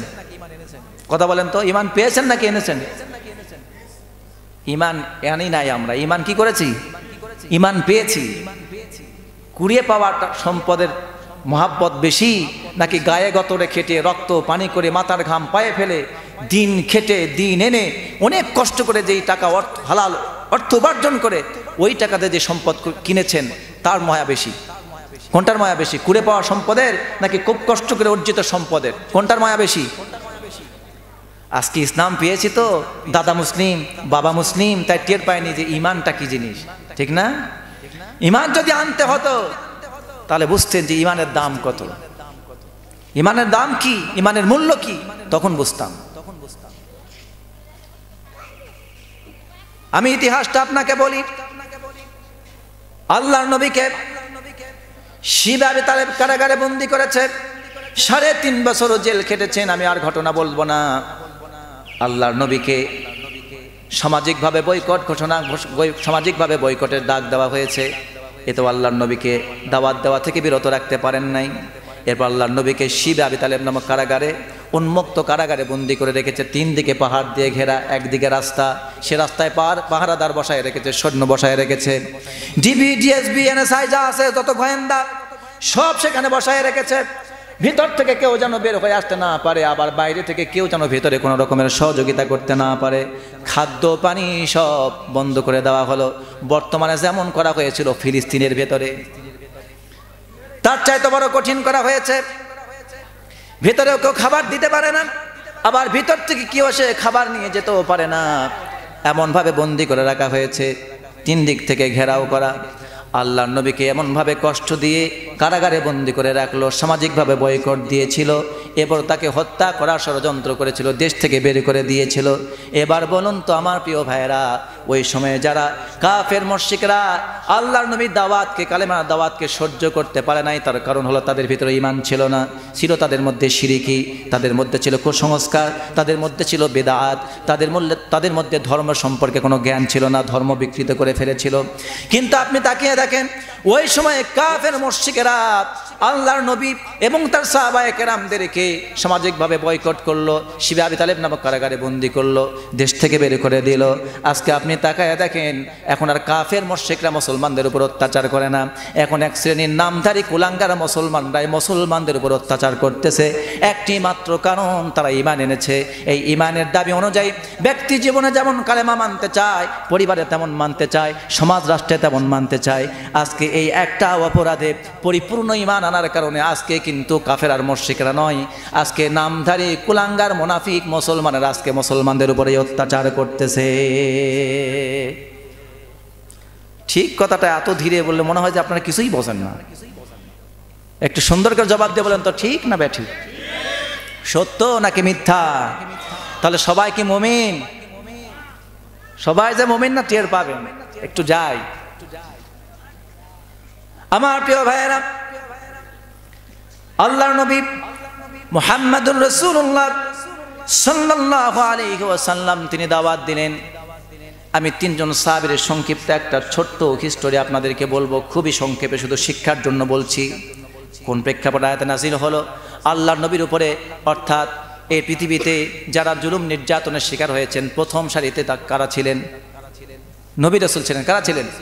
এই পৃথিবীতে পরীক্ষা দেওয়ার জন্য যারা পরীক্ষা দিয়েছেন, নেতৃত্ব দিয়েছেন। এখনো যদি আপনি সমাজে নেতৃত্ব দিতে চান, ইসলামের জন্য হোক কিংবা আপনি যে কোনো আদর্শের জন্য হোক, যদি আপনি নেতৃত্ব দিতে চান তাহলে আপনার উপর পরীক্ষা আসবে। আসবে কিনা? সেই কঠিন পরীক্ষা দিয়ে আপনাকে সেই পরীক্ষাতে টিকে থাকতে হবে। তারপর দেখবেন আপনার অনুসারী তৈরি হবে, কর্মী তৈরি হবে, ঠিক না আমার প্রিয় ভাইয়েরা? আল্লাহ নবী দাওয়াত দিচ্ছেন। এই দাওয়াতগুলি পৌঁছে গেল বেলালের কানে, পৌঁছে গেল খাব্বাবের কানে, পৌঁছে গেল আম্মারের কানে। হযরতে বেলালকে কে যেন গিয়ে বলতেছে, বেলাল ছিল হাবশি গোলাম, আফ্রিকায় তার বাড়ি ছিল, ইথিওপিয়াতে তার বাড়ি ছিল, সেখান থেকে এসেছেন মক্কায়, মক্কায় তার জন্ম। উমাইয়া বিন খালফ তার ছিল মালিক। বেলালকে সে কিনে নিয়েছে কৃতদাস হিসাবে। বেলাল সে কৃতদাস ছিল, তাকে কে যেন বলে গেল, বেলাল তুমি কি জানো মক্কায় একজন মহামানব মুহাম্মদুর রাসূলুল্লাহ সাল্লাল্লাহু আলাইহি ওয়াসাল্লাম তিনি একটা আহ্বান করেছেন, একটা নতুন দিনের ডাক দিয়েছেন। তুমি যদি সেটা গ্রহণ করো তাহলে মক্কার জমিনে সাদা আর কালোর মধ্যে পার্থক্য থাকবে না, ধনী আর গরিবের মধ্যে ভেদাভেদ থাকবে না, উঁচু আর নিচুর মধ্যে কোনো পার্থক্য থাকবে না। সকল মানুষ ধনী গরিব সাদা কালো সকল মানুষরা একটা পরিচয় নিয়ে বাঁচবে, তারা হলো সবাই আল্লাহর গোলাম। যারা বলেন কার গোলাম? সব মানুষ আল্লাহর গোলাম হবে। এখানে মালিক আর প্রজা, মালিক আর চাকর বলে কোনো পরিচয় থাকবে না, সবাই সবার প্রতি ন্যায় আর ইনসাফ করবে। সুবহানাল্লাহ বলেন। হযরত বেলাল এই দাওয়াত শুনে রাসূলের কাছে গেলেন, হাতে হাত রেখে কালেমা পড়ে মুসলমান হয়ে গেলেন। আলহামদুলিল্লাহ বলেন। এই সংবাদ পৌঁছে গেল আম্মারের কানে। আম্মার রাদিয়াল্লাহু তাআলা আনহু রাসূলের কাছে গেলেন, তার হাতে কালেমা পড়ে মুসলমান হয়ে গেলেন। আম্মার এসে তার পরিবারে তার মা বাবার কাছে দাওয়াত দিলেন। তার মা বাবা আবার আম্মারের কথা শুনে এই সব দাওয়াত দিলেন। এই কথা শোনার পরে হযরত আম্মারের মা এবং বাবা রাসূলের কাছে গিয়ে ইসলাম কবুল করে মুসলমান হয়ে গেলেন। সুবহানাল্লাহ। এই কথা শুনতে পেলেন না খাব্বাব রাদিয়াল্লাহু তাআলা আনহু। খাব্বাবের মালিক ছিল উম্মে আনমার, একজন মহিলা, বিধবা মহিলা উম্মে আনমার, কিন্তু খুব মেজাজি ছিলেন। এই উম্মে আনমার খাব্বাব রাদিয়াল্লাহু তাআলা আনহুকে মক্কার দাস মার্কেট থেকে তাকে কিনে এনেছিল ছোট্টবেলায়। খাব্বাব রাদিয়াল্লাহু তাআলা আনহুকে তাকে ছোট্টবেলা থেকে লালন পালন করে সে যখন উপযুক্ত বয়সে পৌঁছে গেল, খাব্বাব রাদিয়াল্লাহু আনহুকে কামারের প্রশিক্ষণ দিয়েছেন তিনি। তাকে কামারের প্রশিক্ষণ দেওয়ানোর পর, কর্মকারের প্রশিক্ষণ দেওয়ার পর খাব্বাব রাদিয়াল্লাহু তাআলা আনহুকে উম্মে আনমার বলেছে, তুমি এখন থেকে কর্মকারের কাজ করবে, তোমার কর্মকারের দক্ষতা অনেক অর্জন করেছো, তোমার এই দক্ষতা মক্কার মানুষকে তুমি জানিয়ে দাও। হযরত খাব্বাব রাদিয়াল্লাহু তাআলা আনহু কর্মকারে ছিলেন মক্কার মধ্যে সবচেয়ে পারদর্শী। তরবারি তিনি তৈরি করতে পারতেন। ঢাল তরবারি তৈরিতে খাব্বাব রাদিয়াল্লাহু আনহু ছিলেন মক্কার মধ্যে সবচেয়ে বেশি পারদর্শী, এবং তার তরবারি মক্কার আরব বিশ্বে সুনাম অর্জন করেছিল। অর্থাৎ যেখানে ঢাল তরবারির কথা উঠতো সেখানে খাব্বাবের তরবারি নিয়ে সবাই প্রশংসা করত। এমন একজন সুপ্রশিক্ষিত তিনি কর্মকার ছিলেন খাব্বাব রাদিয়াল্লাহু তাআলা আনহু। তিনি তার কর্মকার, তার কাজের ফাঁকে ফাঁকে তিনি যখন অবসর পেতেন তখন তিনি মনে মনে খুঁজতেন যে কিভাবে এই জাহেলি সমাজ থেকে মুক্তি পাওয়া যায়, এই কৃতদাস জীবন থেকে মুক্তি পাওয়া যায়, কিভাবে সুন্দর একটি জীবন পাওয়া যায়, যে এই সমাজে কোনো জেনাবা বিচার থাকবে না, সুদ থাকবে না, কৃতদাসের ব্যবস্থা থাকবে না, মানুষ ইনসাফের ভিত্তিতে বসবাস করবে, এমন সমাজটা কিভাবে পাওয়া যায়। সেই সময়তেও মক্কায় সবাই যে নিজের স্বকীয়তা আত্মমর্যাদাবোধ ভুলে গিয়েছিল তা না, আত্মমর্যাদাবোধ তখনও মানুষের ভিতরে ছিল। হযরত খাব্বাব রাদিয়াল্লাহু তাআলা আনহুর কানেও পৌঁছে গেল মুহাম্মাদের আহ্বান। সঙ্গে সঙ্গে খাব্বাব রাদিয়াল্লাহু তাআলা আনহু আল্লাহ নবীর কাছে গিয়ে হাতে হাত রেখে তার মুখ থেকে কোরআনের তেলাওয়াত শুনে, আল্লাহর কথা শুনে খাব্বাব রাদিয়াল্লাহু তাআলা আনহুর ঈমান তার অন্তর বিগলিত হলো, তার অন্তরে নূর প্রবেশ করলো। কারণ আল্লাহর নবীর নূরানি চেহারা যারা দেখতেন, আল্লাহর নবীর নিজের মুখ থেকে যারা কোরআনের তেলাওয়াত শুনতেন, তার ভিতরে তো ঈমান না ঢুকে পারে না। কিন্তু যার অন্তর ছিল তালাবদ্ধ, তারা শুধুমাত্র ঈমান পায় নাই। হযরত খাব্বাব ছিলেন বিবেকবান, সৎ, যোগ্য, ন্যায়পরায়ণ। সে ছিল আমানতদার, বিবেকবান ছিল, বুদ্ধিতে পরিপক্ক ছিল। যার কারণে খাব্বাব রাদিয়াল্লাহু তাআলা আনহু রাসূলের মুখ থেকে কথা শুনেই বুঝতে পেরেছিলেন রাসূল যেটা ডাক দিয়েছেন মুহাম্মদ, এটা বেশক সত্য দিনের আহ্বান। সঙ্গে সঙ্গে তিনি বললেন, ইয়া রাসূলুল্লাহ, আমি আর দেরি করতে চাই না, আমাকে ইসলাম কবুল করায় কালেমা পড়ে আমাকে মুসলমান বানিয়ে দেন। সঙ্গে সঙ্গে আল্লাহ রাসূল তার হাতে হাত রেখে কালেমা পড়ায় মুসলমান বানিয়ে দিলেন। চিৎকার দিয়ে বলেন সুবহানাল্লাহ। তবে পরিবেশটা খারাপ ছিল। আল্লাহর নবী ঈমান গ্রহণ করার পর প্রত্যেককে বলতেন, তোমরা ঈমানকে গোপন রাখো আপাতত, এখন তোমরা ঈমানকে প্রকাশ করো না, তোমাদের ঈমানের কথা শুনতে পেলেই কাফের মুশরিকরা তোমাদের উপর অত্যাচার করবে। কিন্তু খাব্বাব রাদিয়াল্লাহু তাআলা আনহু ছিলেন ব্যতিক্রম ধর্মী। তিনি ঈমান গ্রহণ করার পরেই কোরআন শিখেছেন, ঈমান গ্রহণ করেছেন, কোরআন শিখেছেন। শেখার সাথে সাথেই তিনি মক্কার লোকদেরকে কোরআন প্রকাশ্যে শেখানো শুরু করে দিয়েছেন, ঈমানের দাওয়াত প্রকাশ্যে দেওয়া শুরু করে দিয়েছেন। এই কথার সঙ্গে সঙ্গে চলে গেল তার মালিকের কানে, উম্মে আনমারের কানে চলে গেল। বেলালের কথা চলে গেল উমাইয়া ইবনে খালফের কানে, আর আম্মারের কথা আবু জাহেল ও আবুল আহাব বা সাইবা তাদের কানে চলে গেল। এবার এই তিনজনকে গ্রেফতার করে ফেলল। উম্মে আনমার খাব্বাব রাদিয়াল্লাহু তাআলা আনহু তার কেনা গোলাম ছিল। উম্মে আনমার তার কানে পৌঁছে গেল তার কেনা গোলাম কৃতদাস খাব্বাব ইসলাম কবুল করে মুসলমান হয়ে গেছে। এবার উম্মে আনমার তার সৈন্য পাঠিয়ে দিল খাব্বাবের দোকানে, কর্মশালায় তার কানে, সেখানে সৈন্য পাঠিয়ে দিল, বলল সেখানে গিয়ে খাব্বাবকে গ্রেফতার করো। সৈন্যরা এসে খাব্বাবকে গ্রেফতার করলো। উমাইয়া বিন খাল তার সৈন্য পাঠিয়ে বেলালকে গ্রেফতার করলো। আবু জেহেল, আবুল আহাব, উতবা, শাইবা, ওলীদ ইবনে মুগীরা, তারা আম্মার, ইয়াসির, সুমাইয়া রাদিয়াল্লাহু তাআলা আনহুম আজমাইনকে গ্রেফতার করে ফেললো। চতুর্দিকে সাহাবায়ে কেরাম যারা ঈমান এনেছিলেন তাদের প্রত্যেককে গ্রেফতার করছে, তাদেরকে মারার জন্য, হত্যা করার জন্য, অত্যাচার করার জন্য তাদেরকে গ্রেফতার করছে। গ্রেফতার হয়ে গেলেন সবাই, সকল জায়গায় গ্রেফতার হয়ে যাচ্ছেন। অন্যান্য যারা আছেন তারা তো লুকিয়ে ছাপিয়ে আছেন। এবার গ্রেফতার হয়ে গেছেন খাব্বাব। খাব্বাবকে এসে উম্মে আনমারের সৈন্যরা এসে বলতেছে, ও খাব্বাব, আমরা শুনতে পেলাম তুমি মুহাম্মাদের দিন গ্রহণ করেছো, ইসলাম গ্রহণ করেছ। আচ্ছা বলো তো, তুমি কেন আমাদের লাত মানত উজ্জা হবল, আমাদের বাপ দাদার দেব দেবতাকে ছেড়ে দিয়ে, বাপ দাদার পূর্বপুরুষের ধর্ম ছেড়ে দিয়ে মুহাম্মাদের দিন গ্রহণ করলে কেন? খাব্বাব জবাব দিয়ে বলে, শোনো, আমি আসলে এই দিন তো গ্রহণ করি নাই, আমি আমার আসল দিন ফিরে পেয়েছি। আমার দিন আগে আমি খুঁজে পেয়েছিলাম না। মুহাম্মদ তিনি যে ধর্মের দাওয়াত দিচ্ছেন, দিনের দাওয়াত দিচ্ছেন, ওটাই হলো আসল দিন। আর সেই সঠিক দিন আমি খুঁজে পেয়েছি। আমি তো ধর্ম পরিবর্তন করি নাই, বরং তোমরা আসল ধর্ম থেকে বিকৃত হয়ে গিয়েছ। খাব্বাবকে প্রশ্ন করলো, ও খাব্বাব, আচ্ছা বলো তো মুহাম্মদ সম্পর্কে তোমার ধারণা কি? হযরত খাব্বাব জবাব দিয়ে বলছেন, মুহাম্মদ হচ্ছেন আল্লাহর বান্দা এবং রাসূল। তিনি হেদায়েত সহ প্রেরিত হয়েছেন, দ্বীনে হক এবং হেদায়েত নিয়ে তিনি পৃথিবীতে এসেছেন। তিনি আমাদেরকে অন্ধকার থেকে আলোর পথ দেখিয়েছেন। তিনি হচ্ছেন মহামানব, আল্লাহর পক্ষ থেকে প্রেরিত বান্দা এবং রাসূল। এবার খাব্বাবের জবাব শোনার পর সৈন্যরা আবার জিজ্ঞেস করছে, কাফেরেরা, আচ্ছা বলো তো আমাদের লাত মানাত উজ্জা হবল সম্পর্কে তোমার ধারণা কি? খাব্বাব জবাব দিয়ে বলতেছে, এগুলি হচ্ছে নির্বোধ, বোবা, অথর্ব, মাটির মূর্তি ছাড়া আর কিছুই না, যা মানুষের কোনো উপকারও করতে পারে না, ক্ষতিও করতে পারে না। এই কথা শোনার পরে তারা রাগে ক্ষোভে ফেটে পড়ল। রাগে ক্ষোভে ফেটে পড়ে এবার খাব্বাবকে তারা গ্রেপ্তার করে ফেলল। খাব্বাবকে গ্রেপ্তার করে কেউ কিল মারল, কেউ ঘুষি দিল, কেউ থাপ্পড় দিচ্ছে, কেউ বা চাবুক মারতেছে, কেউ বা হাতুড়ি দিয়ে পিটানি দিচ্ছে। খাব্বাব রাদিয়াল্লাহু তাআলা আনহুকে গ্রেফতার করার পর চর, থাপ্পড়, কিল, ঘুষি, হাতুড়ি, পিটানি, চাবুকের আঘাত করে খাব্বাবকে ক্ষত বিক্ষত করে তার শরীরটাকে রক্তাক্ত করে দেওয়া হয়েছে। খাব্বাব রাদিয়াল্লাহু তাআলা আনহুকে জিজ্ঞেস করছে, ও খাব্বাব, তুমি তোমার মুহাম্মাদের দিন ছেড়ে দিবা নাকি তোমার জীবন দিয়ে দুনিয়া থেকে বিদায় হয়ে যাবা? খাব্বাব রাদিয়াল্লাহু তাআলা আনহু বললেন, আমি আমার জীবন দিয়ে দেব, কিন্তু মুহাম্মাদের দিন ইসলাম আমি ছেড়ে দিতে পারবো না। খাব্বাব রাদিয়াল্লাহু তাআলা আনহুকে এবার ওরা গ্রেফতার করার পর তিনি যে কর্মকারের কাজ করতেন, খাব্বাব রাদিয়াল্লাহু তাআলা আনহু নিজে বলেন, ঈমান আনার কারণে, ঈমানের ঘোষণা দেওয়ার অপরাধে মক্কার কাফেরেরা, উম্মে আনমারের সৈন্যরা আমাকে গ্রেফতার করার পর জ্বলন্ত কয়লার উপর আমাকে চিৎ করে শোয়ায় দিত। এক জায়গায় কয়লায় আগুন ধরায় দিয়ে কয়লা যখন প্রজ্বলিত হয়ে যেত, লাল যখন হয়ে যেত, ওই কয়লার উপর আমাকে চিৎ করে শোয়ায় দিয়ে আমার বুকের উপরে পা দিয়ে চাপা দিয়ে রাখতো, পায়ের উপরে পা দিয়ে হাত দিয়ে চেপে ধরে রাখতো, টান দিয়ে রাখতো, আর বুকের উপরে চাপা দিয়ে রাখতো।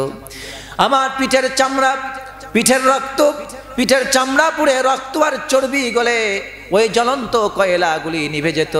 আমি জ্ঞান হারিয়ে যখন ওই প্রজ্বলিত কয়লার উপরে চিত হয়ে পড়ে থাকতাম, ওরা মনে করতো আমি জ্ঞান হারিয়ে ফিরেছি, আমি মারা গিয়েছি। এই মনে করে তারা আমাকে ছেড়ে দিয়ে চলে গিয়েছিল। হযরতে খাব্বাব রাদিয়াল্লাহু তাআলা আনহু ইসলাম কবুল করে ঈমানের জন্য জ্বলন্ত কয়লার উপরে শুয়েছেন, কিন্তু ঈমানটা কাফেরদের কাছে বিক্রি করে দেয় নাই, তাদের অর্থ সম্পদের কাছে, দেবতার কাছে তারা আত্মসমর্পণ করেন নাই, তাদের মতবাদের কাছে আত্মসমর্পণ করেন নাই, কুফরি শক্তির কাছে, কুফরি মতবাদের কাছে, তাগুতি পতাকাবাহীদের কাছে তিনি আত্মসমর্পণ করেন নাই। হযরতে বেলাল রাদিয়াল্লাহু তাআলা আনহুকে এবার উমাইয়া বিন খালফ গ্রেফতার করে চাবুকে আঘাত করে তাকে জর্জরিত করে ফেলেছে। চাবুকের আঘাতে হযরতে বেলালের শরীরটা রক্তাক্ত হয়ে গিয়েছে। কিতাবের ভিতরে এসেছে, হযরতে বেলালের পায়ে রশি বেঁধে দিয়ে, তার গলায় রশি বেঁধে দিয়ে উটের পায়ের সঙ্গে বেঁধে দিয়েছে, উটগুলাকে ছোটায় দিয়েছে। উটগুলি মরুভূমির উঁচু নিচু পাথরের উপর দিয়ে দৌড় দেয়, আর হযরতে বেলালের বুক ছিঁড়ে ছিঁড়ে, পিঠের চামড়া ছিঁড়ে ছিঁড়ে রক্তাক্ত হয়ে যায়। সন্ধ্যাবেলায় বেলালকে ফিরে আনা হয়। বেলালকে এবার বলে, এখনো সময় আছে, জীবন দিবা না ঈমান ছেড়ে দিবা? হযরতে বেলাল বলে, জীবন দিয়ে দিব, কিন্তু ঈমান ছেড়ে দিতে পারি না।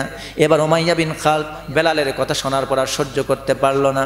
উমাইয়া বিন খালফ নির্দেশ দিল, বেলালকে আর রাখা যাবে না। এবার বেলালকে ওরা চিৎ করে শোয়া দিয়া, গরম বালুর উপরে চিৎ করে শোয়া দিয়েছেন। চিৎ করে শোয়া দিয়া হযরতে বেলালের উপরে বিশাল বড় পাথর চাপা দিয়ে রেখেছেন, যাতে করে বেলাল দুনিয়া থেকে বিদায় হয়ে যায়। পাথর যখন চাপা দিয়েছেন, হযরতে বেলাল ঠোঁট নাড়িয়ে নাড়িয়ে কাপা কাপা কণ্ঠে কি জানো বলে। উমাইয়া বিন খালদ তার সৈন্যদেরকে বলল, বেলালের ঠোঁটের কাছে কান লাগিয়ে শোনো তো বেলাল কি বলে।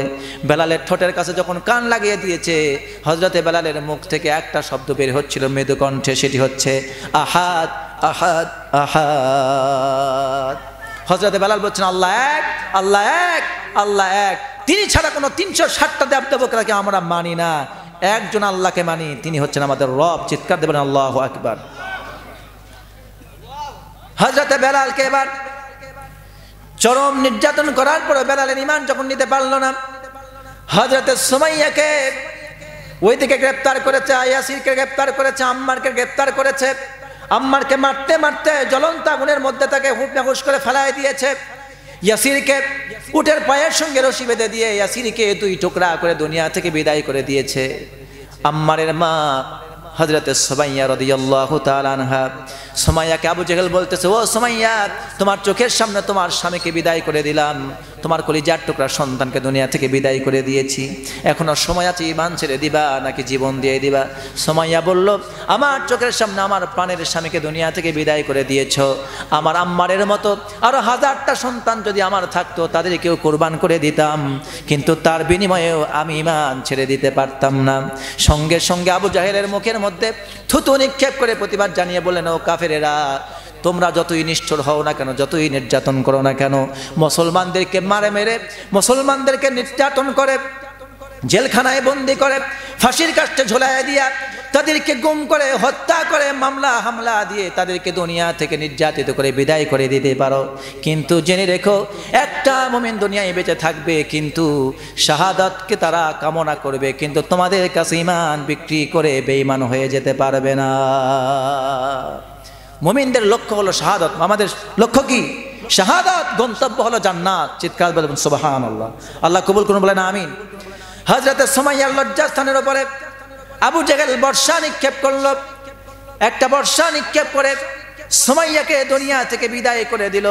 ইন্না লিল্লাহি ওয়া ইন্না ইলাইহি রাজিউন। যখনের শিকার প্রত্যেকটি আনাচে কানাচে যখন সাহাবীরা এইভাবে কঠিন জুলুম নির্যাতনের শিকার, ঠিক সেই মুহূর্তে যারা বেঁচে ছিলেন সাহাবী, কয়েকজন সাহাবী আল্লাহর নবীর কাছে এবার কিছু অভিযোগ নিয়ে হাজির হয়েছেন।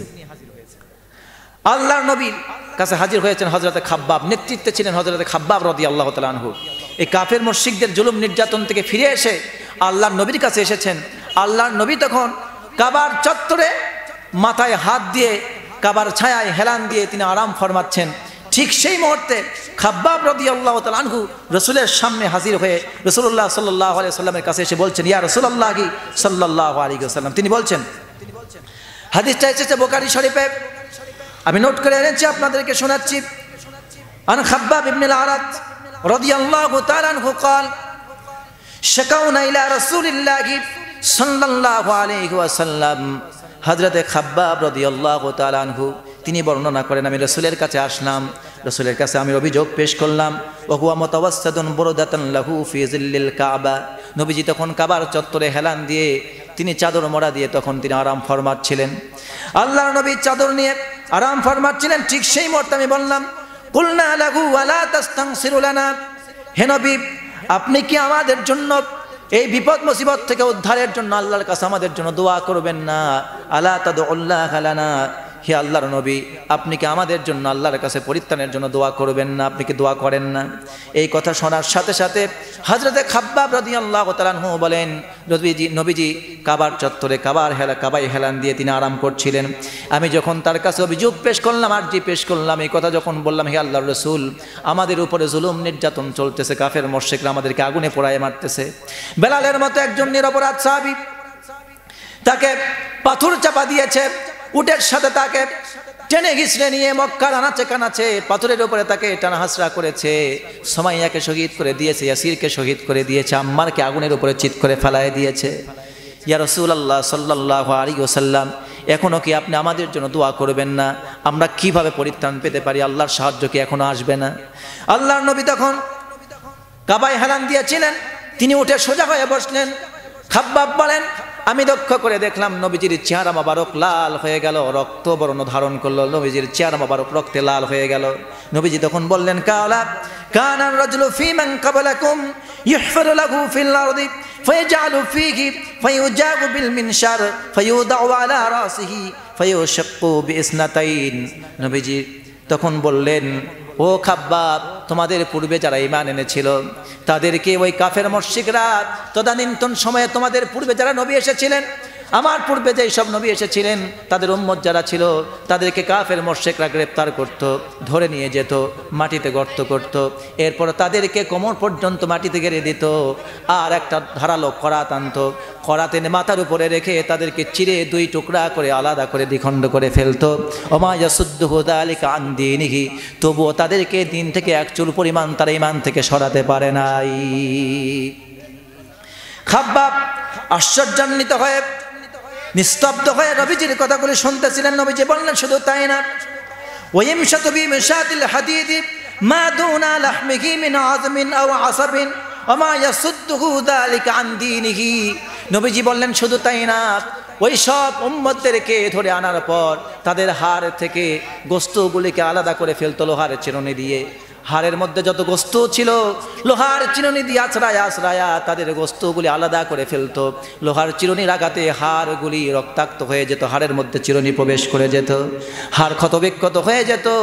এমন জীবন্ত মানুষের শরীর থেকে লোহার চিরুনি দিয়ে আশ্রয় আশ্রয় যদি গোস্তগুলি টেনে খুলে ফেলা হয়, কত নির্যাতন করেছে। তবুও নবীজি বলেন, তবু ওইসব উম্মতেরা এত কঠিনভাবে ঈমান এনেছিলেন, ঈমানের উপরে এতটা ইস্তেকামত ছিলেন, তাদেরকে এত নির্যাতন করার পরেও গোস্ত থেকে হাড় থেকে গোস্ত আলাদা করে ফেলার পরেও, করাত দিয়ে চিরে দুই টুকরা করে ফেলার পরেও তাদেরকে ঈমান থেকে দূরে সরাতে পারে নাই। ওয়াল্লাহি লিইউতাম্মাল্লাহি লাইউতাম্মান্না হাযাল আমরু হাত্তা ইয়াসিরুর রাকিবা মিন সানাআ ইলা হাদারা মাউত লা ইয়াখাফু ইল্লাল্লাহ আবিয-যিবা আলা গনামি ওয়ালাকিন্নাকুম তাস্তাজিলুন, রাওয়াহুল বুখারী। নবীজি বলেন, আল্লাহর কসম, ও খাব্বাব, খুব শীঘ্রই এমন একটা দিন আসবে, লাইউতাম্মান্না হাযাল আমরু, অবশ্যই একটা দিন আসবে, এমন একটা দিন আসবে, অবশ্যই এমন ঘটনা ঘটবে যেই দিন ইয়ামেনের রাজধানী সানা থেকে হাজারা মাউত পর্যন্ত, ইয়ামেনের সানা রাজধানী থেকে মক্কার এক প্রান্ত থেকে আর এক প্রান্ত পর্যন্ত একজন নারী, একজন ব্যবসায়ী, একটা কাফেলা নির্বিঘ্নে কোনো রকমের পাহারা সিকিউরিটি ছাড়া এক প্রান্ত থেকে আর এক প্রান্ত ভ্রমণ করবে। তাদের উপরে কোনো জুলুম অত্যাচার করার ভয় থাকবে না, ডাকাতের ভয় থাকবে না। নারী তার সতীত্ব নিয়ে এক প্রান্ত থেকে আর এক প্রান্ত ভ্রমণ করবে, কোনো ইফতিজার তাকে ইফতিজিং করবে না, তার ইজ্জত হারানোর কোনো ভয় থাকবে না। তবে তাদের মধ্যে একটাই ভয় থাকবে, তা হচ্ছে আল্লাহ। তাদের মধ্যে একটাই ভয় থাকবে, তা হচ্ছে আল্লাহ। আর একটা ভয় থাকবে যারা রাখাল, তাদের রাখালের মেষপালগুলির জন্য বাঘের ভয় থাকবে, অর্থাৎ বাঘ এসে ছো মেরে তাদের মেষপাল থেকে, ছাগলের পাল থেকে মেষকে ছাগলকে তুলে নিয়ে যাবে। এছাড়া মানুষের কোনো ভয় থাকবে না। ভয় থাকবে একমাত্র যার, তিনি হচ্ছেন আমাদের আল্লাহ। চিৎকার দিয়ে বলেন আল্লাহু আকবার। ওয়ালাকিন্নাকুম তাস্তাজিলুন, ও খাব্বাব, তোমরা বড় তাড়াহুড়া করছো, তোমরা বিচলিত হয়ে পড়ছো। এখানে একটা ছোট্ট শিক্ষা আপনাদেরকে দিয়ে যেতে চাই আমার প্রিয় ভাইয়েরা। অনেকেই বলে, ইসলামের রাষ্ট্র লাগবে কেন? নবীজি কি মক্কায় দাওয়াত দিয়েছিলেন, তখন কি ইসলামের রাষ্ট্রের স্বপ্ন দেখেছিলেন নাকি? খেলাফতের স্বপ্ন দেখেছিলেন নাকি? মাথা মোটা আমি আলেমদেরকে বলবো, মাথাকে ঠিক করুন, নবীজির হাদিস নিয়ে গবেষণা করুন। যারা নবীজির আদর্শ খুঁজে পান না, চিন্তা ভাবনা করেন না, হাদিসের অনুবাদ পড়েই শুধু ব্যাখ্যা করতে চান, আপনি তাদেরকে বলতেছি, আল্লাহ নবী মক্কায় হাদিসটা বর্ণনা করেছেন, তিনি সেখানে বলতেছেন এমন একটা দিন আসবে যেই দিন মানুষ সানা থেকে, ইয়ামিনের সানা থেকে হাজারা মাউত পর্যন্ত ভ্রমণ করবে, নারী তার সতীত্ব হারাবার ভয় থাকবে না, কাফেলার উপরে অত্যাচারের আক্রমণের ভয় থাকবে না, ব্যবসায়ীর পণ্য হারাবে না। কখন? যখন মক্কা ইসলামী রাষ্ট্র প্রতিষ্ঠা হবে, ইসলামের পাহারাদার নিযুক্ত হবে, তখন কোনো সন্ত্রাসী, কোনো কাফের মুশরিক মুসলমানদের আক্রমণ করার সুযোগ পাবে না। জোরে কোন ঠিক কিনা? কিন্তু এরা ইসলামের দর্শনই খুঁজে পায় না, রাষ্ট্রের দর্শন খুঁজে পায় না, ইসলামের খেলাফত প্রয়োজন এটা খুঁজে পায় না, মুসলমানের বাচ্চা খুঁজে পায় না। অথচ আল্লাহর নবী মক্কায় এই চিন্তা করছেন, যেমন একটা সুযোগ তিনি চান, এমন একটা যুগের অপেক্ষায় আছেন, এমন একটা সময়ের অপেক্ষায় আছেন যখন তিনি ইসলামী রাষ্ট্র ব্যবস্থা কায়েম করবেন। চিৎকার দিয়ে বলেন আল্লাহু আকবার। সেই রাষ্ট্র ব্যবস্থা আমরা চাই কি চাই না বলেন তো? যেই রাষ্ট্র ব্যবস্থায় জানমালের নিরাপত্তা পাওয়া যাবে, নারীর নিরাপত্তা পাওয়া যাবে, পুরুষের নিরাপত্তা পাওয়া যাবে, ব্যক্তি, পরিবার, সমাজ, রাষ্ট্রের সকলের নিরাপত্তা নিশ্চিত হবে। সেটি হচ্ছে সেই রাষ্ট্রে যেই রাষ্ট্র হবে ইসলামের রাষ্ট্র, যেই রাষ্ট্র হবে কোরআনের রাষ্ট্র, যেই রাষ্ট্র হবে আল্লাহ রসুলের দেখানো সেই মত এবং পথের খিলাফত রাষ্ট্র। যেরকম ঠিক কিনা? আল্লাহ তাআলা সেই খিলাফত রাষ্ট্রের আমাদেরকে দেখবার জন্য এবং সেই খিলাফত রাষ্ট্রের কায়েমের জন্য আমাদেরকে কাজ করার তৌফিক দান করুন, বলেন আমিন। কোন একদিন এদেশের আকাশে কালেমার পতাকা দুলবে, সেদিন সবাই খোদারি বিধান পেয়ে দুঃখ বেদনা ভুলবে। সেদিন আর হবে না হাহাকার, অন্যায় জুলুম অবিচার। সেদিন আর হবে না হাহাকার, অন্যায় জুলুম অবিচার। দুর্নীতি কদাচার অন্যায় অবিচার, সেই দিন সকলেই শান্তিতে বাঁচবে। যেদিন সবাই খোদাই বিধান পেয়ে দুঃখ বেদনা ভুলবে। আল্লাহ তাআলা আমাদেরকে সেই কোরআনের রাজ, সেই কোরআনের শাসন ব্যবস্থা দেখার তৌফিক দান করুন, বলেন আমিন। সেই শাসন ব্যবস্থার জন্য আমাদের প্রত্যেকটি মুসলমানকে কাজ করে যাবার তৌফিক দান করুন, বলেন আমিন। আমার প্রিয় ভাইয়েরা, আল্লাহর নবীর কাছে যখন এভাবে সাহাবায়ে কেরাম এসে যখন অভিযোগ করলেন, আল্লাহর নবী তখন আল্লাহ রাব্বুল আলামিন তার হাবিব সাল্লাল্লাহু আলাইহি ওয়াসাল্লাম তার সাহাবীদেরকে সান্ত্বনা দিলেন। আল্লাহর নবী তাদেরকে বোঝালেন আল্লাহ রাব্বুল আলামিন এই দৃশ্য তো তিনি অবশ্যই দেখতেছেন। আদ-দুনিয়া সিজনুল মুমিন ওয়া জান্নাতুল কাফির। নবীজি বলেন এই দুনিয়াটা হলো মুমিনদের জন্য জেলখানা, আর কাফেরদের জন্য দুনিয়াটা হলো বেহেশত। জেলখানায় মুমিনদের জন্য বললেন জেলখানা, আর কাফেরদের জন্য বললেন কি? বেহেশত। তাদের জন্য এটা বেহেশত, জান্নাত, আর মুমিনদের জন্য বললেন এটা কয়েদখানা। এবার বলুন তো আমাকে একটু জবাব দেন, কয়েদখানায় যারা থাকে, জেলখানায় যারা যায়, তারা কি জেলখানায় মৃত্যু পর্যন্ত থাকার চিন্তা করে যায় নাকি? কথা বলতে হবে। যারা জেলখানায় যায়, জেলখানায় গিয়ে এতটাই আনন্দে থাকে, খুশিতে থাকে যে তারা মনে করে মৃত্যু পর্যন্ত জেলখানায় থাকি, জেলখানার বাইরে আর যাবো না। তাদের চিন্তা কি এরকমের? নাকি জেলখানায় থাকার পর তারা এই চিন্তা করে যেই কারণে জেলখানায় এসেছি সেই কারণ দূর করে তাড়াতাড়ি জেলখানা থেকে মুক্তি পেতে চায়, ঠিক কিনা বলেন? অনুরূপভাবে যারা মুমিন বান্দা, এই দুনিয়াটা তাদের জন্য জেলখানা। এটা কেমন জেলখানা? উন্মুক্ত জেলখানা। এই জেলখানায় রব্বুল আলামিন আপনাকে পরীক্ষার জন্য পাঠিয়েছেন। এখানে আপনার সামনে সুদ থাকবে, আপনার সামনে ঘুষ থাকবে, আপনার সামনে মদ থাকবে, আপনার সামনে নারী থাকবে, আপনার সামনে অনেক অন্যায় কাজ, আপনার সামনে দরজা উন্মুক্ত করা থাকবে। আপনি সমস্ত অন্যায় কাজগুলিকে পদদলিত করে মদ থেকে, নেশা থেকে, সুদ থেকে, ঘুষ থেকে, জেনা ব্যভিচার থেকে, অসামাজিক অন্যায় কার্যকলাপ থেকে আপনি নিজেকে বিরত রাখবেন। দিন ইমানের উপরে অটুট থাকবেন, তাহলে আপনি ইমান নিয়ে বেঁচে থাকতে পারবেন। এটাই হলো আপনার জন্য জেলখানা। আপনি যদি এই সুদ, ঘুষ, নেশা, অন্যায়, অসামাজিক কার্যকলাপ এগুলি থেকে যদি আপনি বিরত থাকেন, তাহলে রব্বুল আলামিন আপনাকে এখান থেকে মুক্ত করে জান্নাত পর্যন্ত পৌঁছায় দিবেন। সুবহানাল্লাহ, লিল্লাহি তাকবীর। প্রধান বক্তার আগমন, শুভেচ্ছা, স্বাগতম।